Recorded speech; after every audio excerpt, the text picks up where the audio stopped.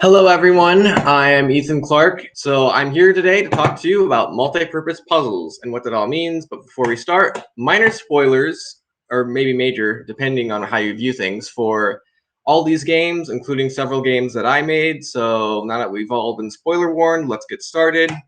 And first, let's start with, what does multi-purpose even mean? Well, I was going to start by saying that this was just an adjective I made up, but it turns out other people had made it up before me. And we thankfully landed on the same definition, which is having multiple purposes. And as you might expect today, we're here to talk about multi-purpose puzzles. And so the question we will answer is, how can we make a multi-purpose puzzle, and what does that mean to even be multi-purpose? Well, let's start off by examining a very multi-purpose game, in my opinion, which is Stefan's Sausage Roll. In that game, your main verb is pushing around sausages with this character that controls a fork. And usually, as you can see in the top GIF, you slide sausages. But if sausage is up against a wall, your fork instead will stab into the sausage. So in that sense, the fork has multiple purposes. It can either push or stab sausages, and without getting too detailed, this does have effect on puzzles, and deciding when to push or stab is actually an interesting challenge to solve throughout all the puzzles in SSR. And similarly, in a Monsters Expedition, that game has logs, and by default, the logs just form a bridge whenever you push it into the water. However, if you push a log into another log in the water, you can form a raft, thereby making the log a similar multi-purpose mechanic. And I think the thing that unifies both of these mechanics and many more is this idea of context, which is that you have one object that reacts very differently depending on the context of the situation. For example, the fork in Stefan's Sausage Roll usually rolls sausages, but will instead stab in the context of a sausage up against a wall. Similarly, logs react to the context of other logs by becoming rafts if there's log already in the water. And you'll note also that I put these little etc. blocks in here to sort of emphasize the idea that really these are complex systems that are extremely intricate and multi-purpose. And if I were to talk about them like in depth, we would be here for hours. So instead, I will just leave it at that and ask another question. What if instead of context, we had player choice? For example, here I mocked up a screenshot where, say you had an SSR game, but instead of having a fork that pushes or stabs, you could choose when the fork stabs or rolls on a push of a button. Similarly, what if you had a Monsters Expedition where instead of having the raft become a thing when you push two logs in, you could choose at the push of a button to turn a log into a raft? So, would the mechanics still be multi-purpose? Well, first of all, the obvious consequence is that the puzzles would become much easier, but we could adjust the system to compensate. The much more concerning thing for us, I think, is that the mechanics would no longer feel as multi-purpose, because instead of one object reacting to things on context, you would instead be dealing with two different things with their own purposes. It would no longer feel like one elegant, unified mechanic. And this is not to say that you should never give players choices instead of context, because that can be a fun and interesting thing in its own right. But if your goal is multi-purpose, I think you should aim for singular entities that respond to context. All right, so that covers mechanics. So the next question we might ask is, what about the puzzles themselves? So let's zoom out a little and look at puzzles as a whole and how we can make them multi-purpose. So first of all, I want to start with a simple-ish thing, which is optional rewards inside puzzles. So for example, I've shown Cut the Rope here, which the goal of the game is to get the candy to the little green monster, shown here on the bottom right. But every level also has 3 stars, which are not required to pick up, but add an additional challenge if you want to get all of them. And there's 2 different ways you could think of them, I think. They either augment the original level by rewarding skilled players, or they embed another puzzle inside the existing puzzle. And while both of these are fine ways to think about this, I would encourage you today to think about these as embedding additional puzzles, because it provides a convenient segue into my next point, which is taking the idea of embedding puzzles to the extreme. Now, fair warning, I am going to be talking about my own games quite a bit in this section, because this is a rather involved and complicated topic, and it's easiest to talk about my own experience here. So, for example, I can point out in Instep Steve how this one puzzle has like 4 different layers of puzzles going on. There's the regular puzzle layer, there's the layer where you can get the star, and then there's this meta puzzle where if you go down this bottom exit, you can complete this chain of puzzles. And there's also, you can do a sneaky thing to get the cryptid here. And most puzzles in the game don't have 4 layers, but they're not quite as extreme for the most part, but there's still a lot of it. And in B Magic, this is another game I made, there's lots of different ways to complete a single giant level, so it's like 12 puzzles in one. We'll talk about more about B Magic later though. But to wrap up this example of multi-purpose puzzles, we'll start with this game I've been working on called The Words in Your Mouth, where your main mechanic is to draw a line through a grid of words to form a sentence. For example, you can draw "Who are you" to make that sentence, right? And as you can imagine, if you have a big puzzle with a lot of words in it, there's like dozens upon dozens, if not hundreds, of different sentences you can make with the puzzle. And people always are like, wow, that sounds like a headache. That sounds like a lot. And they're right. It's not quite as hard as you might expect, but it's still hard. So the question you might ask me then is, how do you do it? What are strategies you can make to make these complicated interconnected puzzles? And one thing I think that makes it easier is to give yourself levers. And to show what I mean, here I've hooked up a little 5-step Steve level, and here all the flags are 5 steps. This is how the 5-step Steve was. Every single step counter flag gave you 5 steps and only 5 steps, which was my attempt at enforcing minimalism in a way. And that game worked, but at the same time, it's a lot easier and more expressive to design levels if you have flags of variable step counts. And here I think that made In-Step Steve be able to have a lot more puzzles of greater depth and complexity, including the nested multi-level puzzles I was talking about earlier. This is what I would call a lever because it gives you control. And having more control means you have more chances and more opportunities to design a complex puzzle that works. And speaking of complex puzzles, let's talk about a puzzle in B Magic that's relatively simple. Here we've got this little obstacle where there's 2 rocks and a bush. So how might you get past this to move upwards to here? Well, that depends on what spells you have available. If you have Fire and Flip, and here I've shown a GIF, you can first destroy the bush using fire, then flip using the flip spell, walk past, and flip again. And it's pretty simple, I think. But if you have Fire and Flower and not flip, well, you can still get past that. If you use the flower on the bush, then walk past the stones, and then use fire on the flowers, and then walk back. And then here I've put a note that here, with this solution path, the stones only drop 1 space instead of 2, but I designed it so that it works that way. And giving yourself a bit of slack often helps with these sort of embedded puzzles. And the key takeaway here is that multi-purpose mechanics lead to multi-purpose puzzles, which is kind of obvious when I frame it like that, but arguably a good framing makes things like this obvious. So, and I've noticed, like in particular, you can break bushes in multiple ways and fire can burn multiple things, and that is what allows this setup to work. But now that I've talked about all that, let's take a quick breather before I get into the most important tool when designing these complex multi-purpose puzzles, which is trial and error, or iteration if you want to be fancy and academic sounding. Specifically, it's this idea that you start out with like a rough first draft of your project, then you do a second version where you refine things, and another where you refine things further until you're eventually satisfied with this. And this applies to a lot of things, like in general, but with multi-purpose puzzles specifically, it can help you to sort of form them up, because what I did often when designing these sorts of puzzles was to start with a simple puzzle that had one purpose, one solution, so to speak. And then I embedded a second solution into that in the second version. And then I would often add even more in subsequent versions and so on. And so iteration often gives you a nice way to make these sorts of multi-purpose puzzles in a way that's manageable, because odds are you're not going to get this right the first time, because it's hard enough to make a puzzle that does one thing, and it's even harder to make a puzzle that does a lot of things. So yeah, iteration is really the only way, in my opinion, you can do this.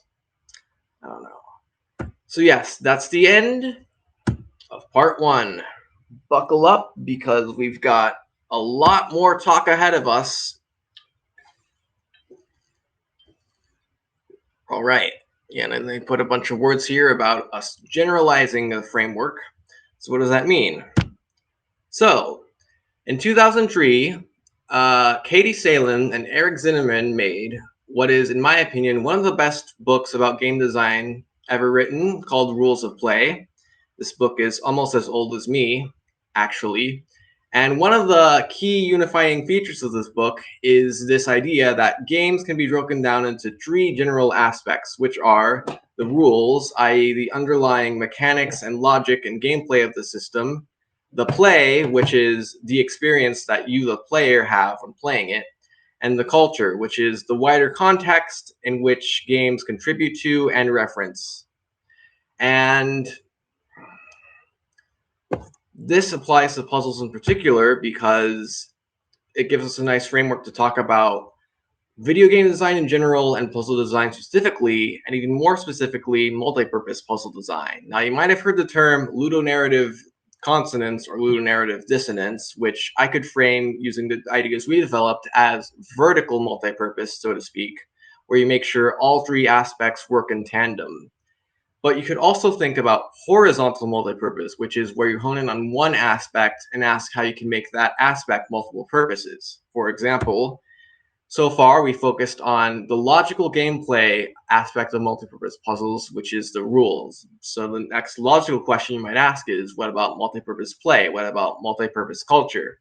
And to do that, let's take a look. So the first question I want to ask with play is, what do puzzle games make you feel? And for many people, a common answer is they should make you feel smart. And this is fine, I guess. I personally don't vibe with it. So in the spirit of multipurpose, let's ask ourselves, what else can a puzzle game make you feel? And here I've outlined 3 related emotions that have to do with challenge and the player's skill. And this relies on an idea known as flow state, where if the game's challenges match your current skill level, then the game feels like it flows naturally and you can just sort of get a good rhythm through it, right? Patrick's Parabox, I think is a very good game at this, and it's basically nothing but flow state, which is fine, but I think sometimes games need a little frustration. Here I pointed out Stefan's Sausage Roll, which is an infamously challenging game because it often gives you puzzles that are far above your current skill level and asks you to solve them, which can be frustrating, which I think can be a good emotion sometimes to have. Similarly, boredom. Now, boredom gets a bad rap, I think, and it's often used as an insult because oftentimes people think about making games fun and engaging. But in my opinion, I think a little bit of boredom can be good sometimes. And in fact, I would argue that all 3 of these emotions can be good, and that a good game often has a mixture of all 3, although the exact degree to which they have them depends on the kind of game you want to make. All right. Before we get into culture, let's take a breather. All right. So the final stop in our onion model of games is, and I must say, I forgot to mention this, but the onion model is just a term I came up with for this model that Katie and Eric made. I'm not sure if they call it something different, but regardless, let's talk about the final stop, which is culture, the wider context which we all inhabit. How can games tap into this? Well, surprise, we're actually going back to play to discuss one final emotion, which is the emotion of surprise. I bet you didn't expect that, just like you might not expect what happens when you press the up arrow in this little situation I've lined up here, right? Something that you might not expect happens, or something that you do expect happens if you've played this game before, I suppose. Anyways, besides just being a result of surprising mechanics, you can also generate surprise by having a shake-up in the narrative or the overall experience of the game itself. For example, Portal 2 has this one moment where it has a launch pad specifically launch you sideways, which it's not supposed to do, in order to fling you into a trap. And that's not a surprise baked into a rules layer, but it is a play surprise layer 1, which I think is just as valid, in my opinion. Speaking of layers, let's finally, for real this time, no more surprises, talk about culture, the wider context in which we all inhabit. So you might ask yourselves, how can puzzle games tap into culture? Well, this is not a hugely explored area in my opinion, which I'll talk about later, but one way you can incorporate culture into puzzle games is to have shared cultural touchstones. For example, David Skinner made this popular series of puzzles called Microbon, and the first level, dubbed Microbon 1, has become sort of a popular meme in the puzzle game community. Here you can see Patrick's Paradox has a level that references it, and also last year's ThinkyCon had a talk by Nexeter, sorry if I mispronounced that, about the state space of that, which is worth checking out if you're interested in Microbon. And speaking of memes and cultural touchstones, recently a pair of numbers got popular, and I thought to myself, wait a minute, my game has numbers in it. So I looked up this level that uses 6, 7 and shared it with the world. Why did I do this? To be honest, even I don't know. Memes just have that effect. Now, some of you might be rolling your eyes at that a little and asking, are vapid memes and references all there is to this culture layer? If so, I want out. And that I would say, it doesn't have to be just that. In fact, I would argue that puzzles and systems can be very profound and have something to say. For example, this game I've been working on for the past 7 years and counting is The Words in Your Mouth. And even though, okay, well, first, you have to solve puzzles to say things, right? We've talked about this before. And as we all know, puzzles can be difficult sometimes.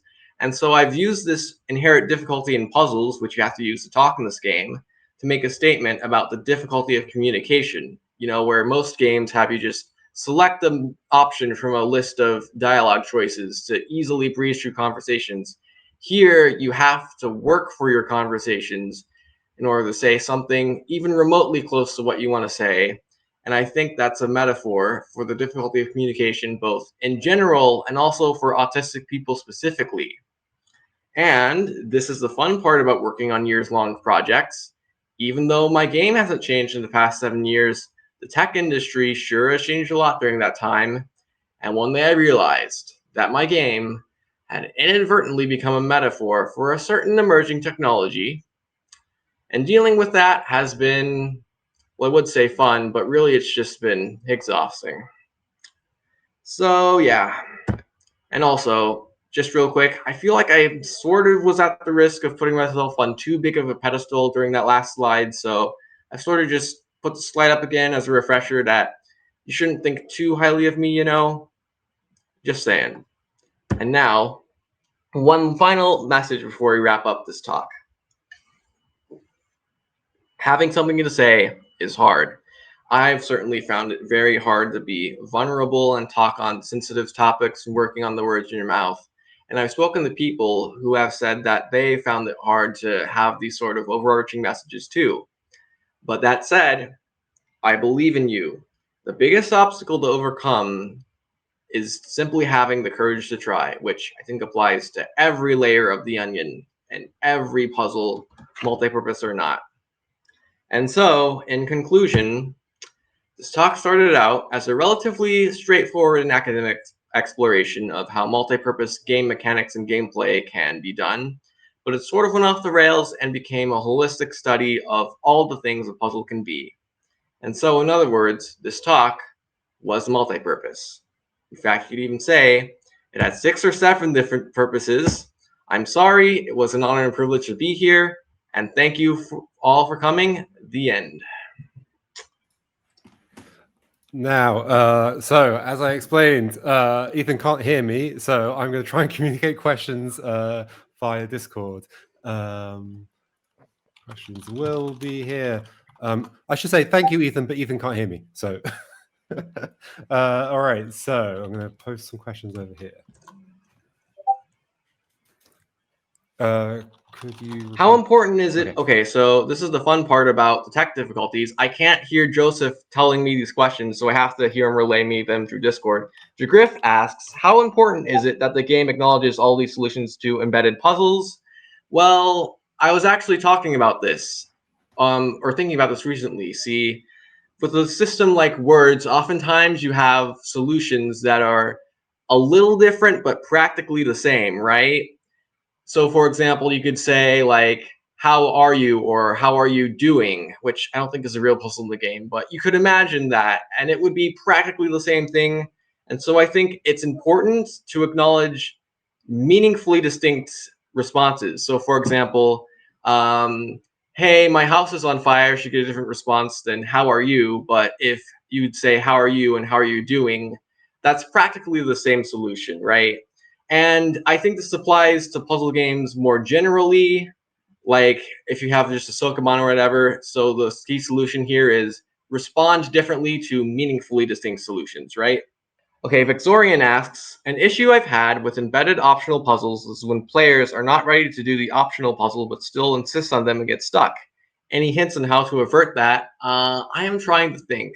I actually would like to pull from a game that's not a puzzle game, actually, Tariel Teaches Typing, in which the setup I had was that there were these two areas, right? Sort of like how the witness lets you tackle multiple areas at once. Like, and so the problem I had was that players would beeline straight to area 2, which I thought was harder. And I was like, how can I encourage players to do the second area first? And then I thought, and eventually I came up with a solution. Wait, this second area should come after the first area.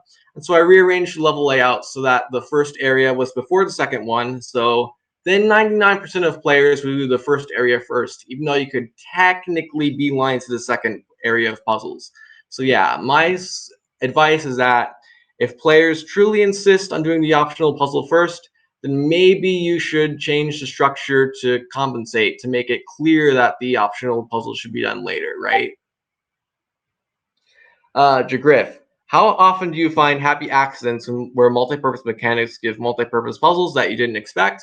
Quite often, and in fact, I think in Step Steve's cryptid layer, where you do a certain funny move to trigger a teleport to a cryptid, if I'm not mistaken, that was just came up like an idea of, oh, well, the system allows you to do this one thing that's sort of a can of worms. And I thought, well, maybe I can reward that in like one place, or maybe like 2 or 3. And then I looked up and I was like, wait a minute. Basically, the entire map has areas where you can do this, or like I could encourage it, right? So I would say that entire layer was sort of a happy accident of what I thought was a small thing being a big thing. So yeah, fairly often. Last question. Soul Molly. How do games handle boredom well?